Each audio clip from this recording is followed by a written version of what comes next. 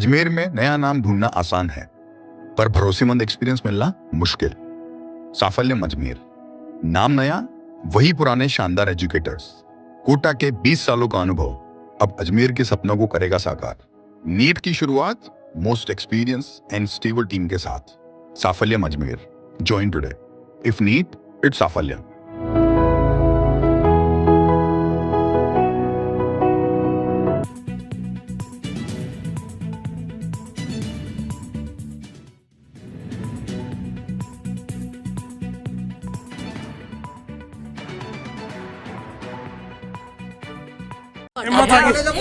हाँ जी, बताओ आप लोगों की क्या मांग है, ये बताओ आप। मांग यही है, हमारी परमिट कराओ। 3-3 महीने की तनख्वाह हमारी, ठीक है। जिनको हटाया है उनको वापस लो।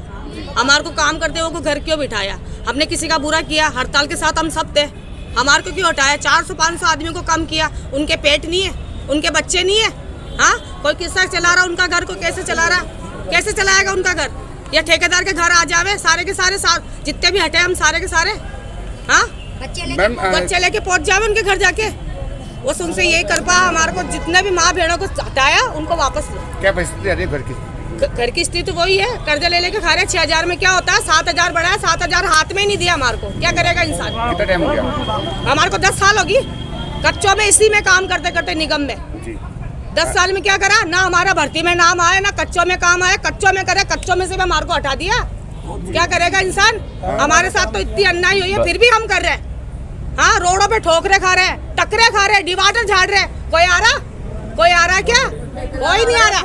कोई आ रहा ना? तो कोई ठेकेदार आ रहा ना ठेकेदार की ओर। हमारा जमादार बहुत अच्छा, बस साफ सी सीधी बात है, बहुत अच्छा। पर उसके पास पैसा नहीं आएगा तो वो कहाँ से देगा? कितना टाइम हो गया आपको? 10 साल। 10 साल पेमेंट 3 महीने हो गए। 3 महीने हो गए। हम जितनी भी खड़ी है ना, सब पेमेंट के लिए खड़ी है। हमारी पेमेंट करवा दो तो हम जावे। आपकी बात। आज हमने कलेक्टर महोदय के नाम पे ज्ञापन तैयार करा, पर हमने पहले कार्रवाई के रूप में, क्योंकि नगर निगम का मामला था, तो हमने नगर निगम के एचओ की उनके रूम का घेराव करा। एचओ जी अवेलेबल अभी नहीं है, और इन कर्मचारी की आवाज़ सुनने के बाद वो यहाँ मौजूद भी नहीं हुए।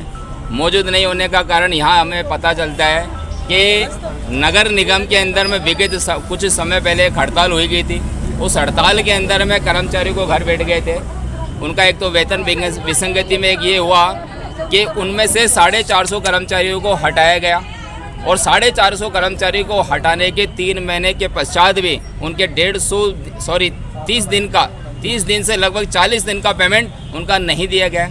वे उक्त कर्मचारी आए दिन नगर निगम प्रांगण में एचओ से, जमादारों से, इंस्पेक्टरों से और ठेकेदारों के पास चक्कर काट रहे हैं। पर ठेकेदार की मनमानी और हठधर्मिता का ये कारण है कि उसने 1.5 महीने का पेमेंट इन अस्थायी कर्मचारी जो उनको हटा दी गए उनको देने में कोई कोताही नहीं बरत रही।